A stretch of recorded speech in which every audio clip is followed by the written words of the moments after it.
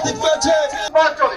ভাষার দেশ হিসেবে আপনি পরিণত করতে চান, তাহলে ওই নির্দিষ্ট জনগোষ্ঠীকে নয়, এই বহু সংস্কৃতির, বহু মতের, বহু ভাষার এই সংগঠনটিকে আপনাকে সাপোর্ট করতে হবে গণতন্ত্রের কোশ্চেনে এবং সার্বভৌমত্বের কোশ্চেনে। চ্যালেঞ্জের আগে আমি মনে করি বাংলাদেশের সামনে এখন সবচেয়ে বড় চ্যালেঞ্জ হলো একটি সুষ্ঠু, অবাধ এবং গ্রহণযোগ্য নির্বাচন অনুষ্ঠিত হওয়া এবং প্রতিযোগিতামূলক নির্বাচন অনুষ্ঠিত হওয়া গণতন্ত্রের স্বার্থে, এবং সেটা সম্পূর্ণ নির্ভর করছে রাজনৈতিক দলগুলো যেহেতু ঐক্যবদ্ধ বর্তমান অন্তর্বর্তীকালীন সরকারের আন্তরিকতার উপর, এবং তারপরে যে নির্বাচনটা অনুষ্ঠিত হবে সেই নির্বাচনে যদি আল্লাহর রহমতে ধানের শীষ বিজয় অর্জন করে এবং ক্ষমতায় যায়, তাহলে আমরা যে আমাদের নেতা তারেক রহমান যেটা বলেছেন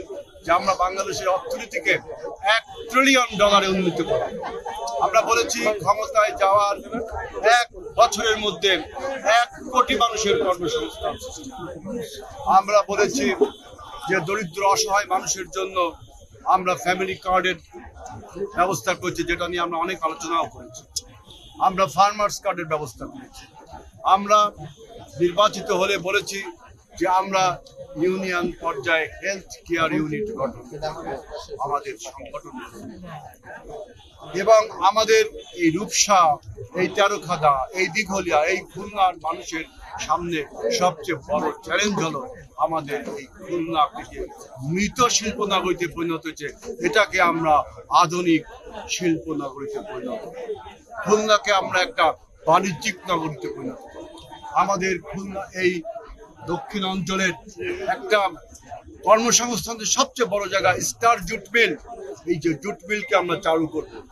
আমার এবং বাপ্পির, আমাদের দুজনের স্বপ্ন এই ভৈরব নদীর উপর দিয়ে আমরা একটা ব্রিজ তৈরি করে আমাদের এই নদী পরিবেষ্টিত যে রূপসা, তেরোখাদা, দিঘলিয়া এলাকাগুলোকে, এইগুলোকে আমরা কানেক্টিভিটি করার জন্য বিভিন্ন স্থানে যে ব্রিজগুলো, কালভার্টগুলো নির্মাণ করা দরকার, আমরা নির্বাচন ইশতেহারে চাইব। সুতরাং আমাদের সামনে এখন সবচেয়ে বড় চ্যালেঞ্জ হলো বাংলাদেশের স্বাধীনতা, সার্বভৌমত্ব, গণতন্ত্র রক্ষার জন্য যে বিএনপি একমাত্র কবচ, রক্ষা কবচ, সেই বিএনপি যদি আগামীতে ক্ষমতায় যায়, তাহলে মনে রাখতে হবে বাংলাদেশের স্বাধীনতা এবং সার্বভৌমত্ব রক্ষা পেল, এবং রূপসা, তেরোখাদা, দিঘলিয়া, খুলনার অন্যান্য সমস্ত অঞ্চল ইনশাআল্লাহ উন্নয়ন এবং উৎপাদনে আপনার ফিরে যাবে, সেই প্রত্যাশা আমরা জানাচ্ছি। প্রত্যেকটা আসলাম যে সবাই যেমন আমাকে এখানে দিয়েছে, দেখেন বাকি অঞ্চলের মানুষ ও এখানে চলে এসে, এরপরে বাইকাসা কয়রা এসে যাবে, সেখানে নেতারাও তার জন্য অপেক্ষা করছে, যেহেতু তার জন্মস্থান রূপসায়, সে রূপসায় আগে এসে একটু পরে চলে যাবে।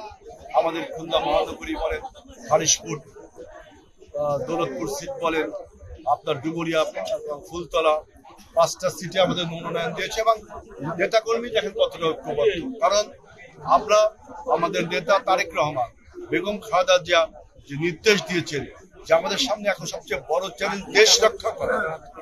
আমরা বলেছি যে ব্যক্তির চেয়ে দল বড়, দলের চেয়ে দেশ বড়। সেই দেশ রক্ষার চ্যালেঞ্জকে বিএনপিকে নিতে হবে। সেই চ্যালেঞ্জটা যদি বিএনপিকে ঐক্যবদ্ধ হতে হবে, সেই ঐক্যবদ্ধ করবার জন্য তারেক রহমান বিভিন্ন সময় আমাদের সাথে বৈঠক করেছেন, কথা বলেছেন, ফোনে কথা বলেছেন, যোগাযোগ রেখেছেন। তারপরে তিনি সবার সাথে কথা বলেই কিন্তু এই 267টি আসনে তিনি মনোনয়ন দিয়েছেন, 237টি আসনে মনোনয়ন দিয়েছেন, এবং বাকি যে আপনার 63টি আসন আপনারা জানেন যে আমরা একটা বৃহৎ অ্যালায়েন্স গড়ে তুলতে চাচ্ছি। আমাদের এখনো সুযোগ রয়েছে সে অ্যালায়েন্স গঠন করবার জন্য। আমরা 24-এর গণ অভ্যুত্থানে যে সবাই মিলে ঐক্যবদ্ধ ছিলাম, সেই 24-এর গণ অভ্যুত্থানের শক্তিকে নিয়ে আমরা অ্যালায়েন্সমেন্ট করছি। এক্সেপ্ট জামাত 300 আসনে নমিনেশন দিয়েছে, তারা হয়তো বা একটা অ্যালায়েন্স করে তুলবে।